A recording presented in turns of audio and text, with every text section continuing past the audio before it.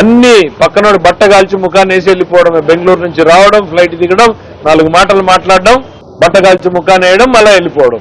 చెప్పాను కదా, pink diamond అట్లానే పోయింది. పింక్ డైమండ్ అన్నావు, కేసు వేసావు, విత్డ్రా చేసుకున్నావు. నెక్స్ట్ బాబాయిది. ఇట్లా ఎంతకాలం ప్రజల్ని మోసం చేస్తారు మీరు? ఫేక్ ప్రచారాలు ఆపమంటున్నారు. నాకు నిజంగా బాధ అనిపించింది పొద్దున్న ఇన్సిడెంట్ చూసిన తర్వాత. టీవీ ఓ 2 నిమిషాలు చూస్తా ఉంటేనే దాని మీద కూడా శవాల మీద పేలాలు ఏరుకునే రకంగా తయారైంది. మరొక్కసారి చెప్పబోయేటువంటిది ఒకటే, అదానీ వచ్చినా ఈ రాష్ట్రానికి చంద్రబాబు నాయుడు నుంచే వచ్చింది. గూగుల్ వచ్చినా చంద్రబాబు నాయుడు. ఇంకా ఇది అండర్ సీ కేబుల్ అంట.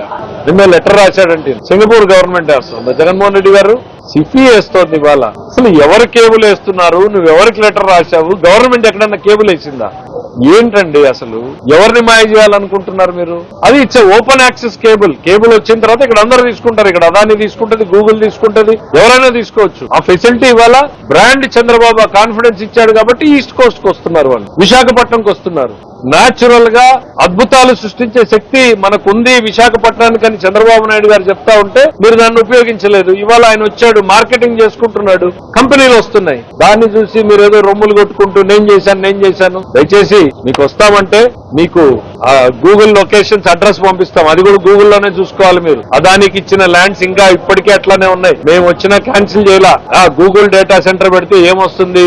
200 ఉద్యోగాలు రావన్నారు. మరి ఈ రోజు ఎందుకు అంత రొమ్ములు ఇచ్చుకుంటున్నారు? గూగుల్ డేటా సెంటర్ తో పాటు అద్భుతం జరగబోతోంది. ఈ రోజు విశాఖపట్నంలో ఆర్టిఫిషియల్ ఇంటెలిజెన్స్ టెక్నాలజీకి సంబంధించినటువంటి మేజర్ హబ్ అక్కడ రాకపోతుంది.